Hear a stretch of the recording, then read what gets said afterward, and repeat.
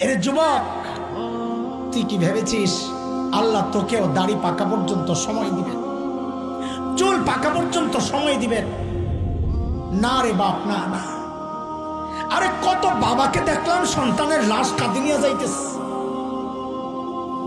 কে জানে, আরে কে জানে এই মজলিসেও এমন কেউ থাকতে পারে যার খবর নাই, ও বসে আছে এখানে, ওর কাফনের কাপড় চলে আসছে দোকানে। কে জানে কালকে খবর পাইতে পারেন বয়ান করে গেল হাসান জামিল তো দুনিয়ায় নাই, গেছে। কোন ভরসায় এই জিন্দেগি চলতেছে আমাদের? হ্যাঁ বলে আর কত কাল চলবে?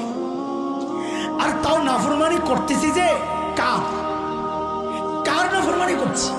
ওই মালিকের যিনি আমাকে আপনাকে এত ভালোবাসেন।